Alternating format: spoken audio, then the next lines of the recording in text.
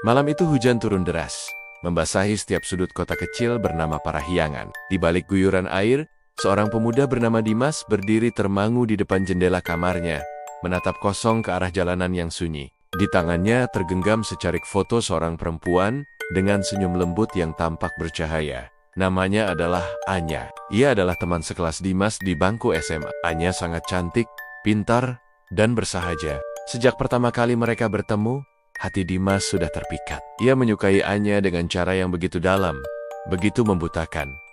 Sayangnya, perasaan itu tak pernah bersambut. Anya bersikap baik, tapi tidak pernah lebih dari seorang teman. Bagi Dimas, penolakan itu adalah sebuah penghinaan yang tak bisa dimaafkan. Di balik wajahnya yang tenang, tersimpan kegilaan yang tak banyak orang tahu. Ia sering berbicara sendiri, menulis surat-surat cinta yang tak pernah dikirimkan, bahkan menyimpan helai rambut Anya yang ia curi diam-diam dari bangkunya. Obsesi itu tumbuh menjadi duri, dan duri itu kini siap melukai siapapun yang menghalanginya. Tanggal 14 Februari Ruari, Hari Kasih Sayang, menjadi titik balik dari segala ketenangan semu yang selama ini Dimas pertahankan.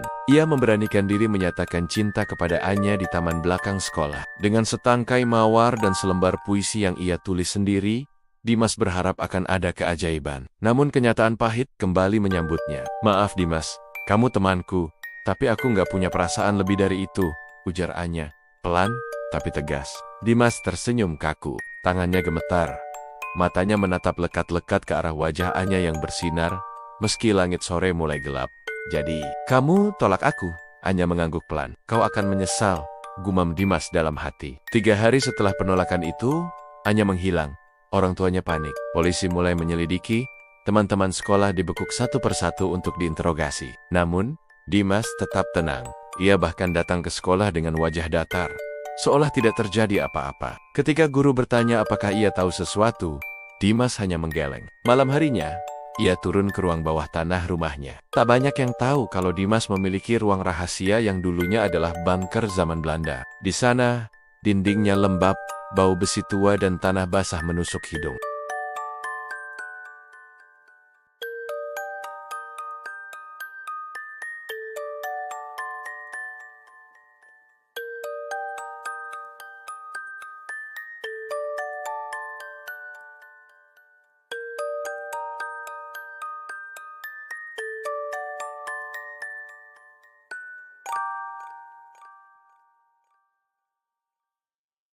Ia menyalakan lilin dan memandangi wajah Anya seperti sebuah lukisan hidup yang hanya bisa ia miliki dalam diam. "Aku ingin kita bersama selamanya, tapi kalau kau tak bisa hidup denganku, mungkin lebih baik kau mati bersamaku." Hari-hari berikutnya adalah neraka. Anya terbangun dalam kegelapan, hanya ditemani suara tikus, tetesan air, dan langkah Dimas yang terdengar mendekat setiap malam. Setiap kali pintu terbuka, jantungnya berdegup kencang. Kadang Dimas hanya duduk dan menatap. Kadang ia berbicara tentang masa depan mereka.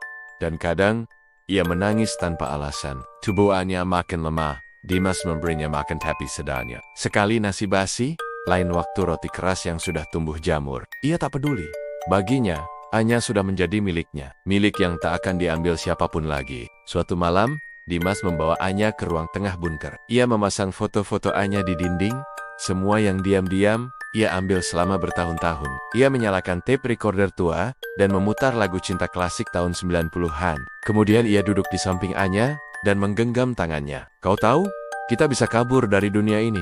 Dunia yang tidak paham cinta kita. Aku sudah siapkan semuanya." Ia menunjuk 2 gelas kecil. Salah satunya berisi cairan bening yang mencurigakan. Anya berusaha berteriak, berontak, namun tubuhnya terlalu lemah. Dimas mendekatkan gelas ke mulutnya, lalu meminumnya sendiri. Tapi, itu hanya gertakan. Ia ingin melihat reaksi Anya. Ia ingin memastikan bahwa gadis itu takut kehilangan dirinya.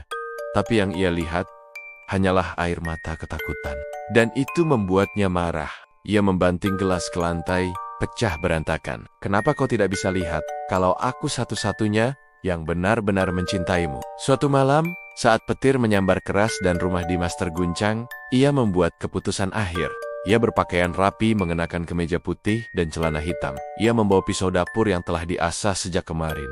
Sembari menangis, Dimas berkata, "Kau harus tahu, aku mencintaimu lebih dari siapapun. Tapi cinta itu membunuhku." Tanpa ragu, Ia menusuk dirinya sendiri berkali-kali di depan Anya, yang hanya bisa menjerit tanpa suara.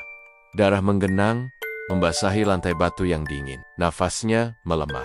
Namun sebelum napas terakhirnya habis, Dimas melepaskan ikatan Anya. Ia ingin dikenang sebagai satu-satunya yang mencintai gadis itu, bahkan di akhir hidupnya. Pada pagi harinya, warga digegerkan oleh teriakan seorang gadis yang keluar dari rumah kosong Dimas. Polisi menemukan jasad Dimas dalam keadaan mengenaskan, dan Anya dalam kondisi trauma berat.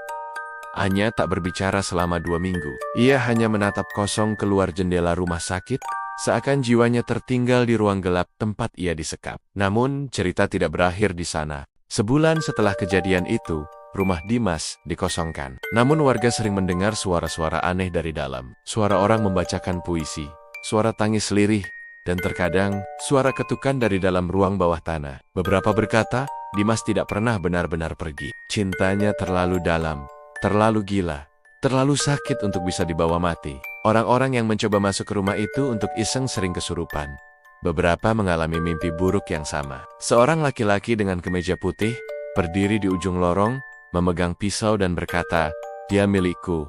Anya pindah kota. Ia mencoba membangun hidup baru. Namun setiap malam, tepat jam 3 pagi, ia selalu terbangun karena satu suara. Suara seseorang membacakan puisi yang dulu tak pernah ia dengar di dunia nyata. Dan di akhir barisnya, selalu ada nama untuk Anya. Malam hari, jika kau lewat depan rumah itu, jangan pernah menatap jendelanya terlalu lama. Karena kadang, dari balik tirai, sepasang mata pucat masih menatap mencari seseorang yang tak pernah membalas cintanya.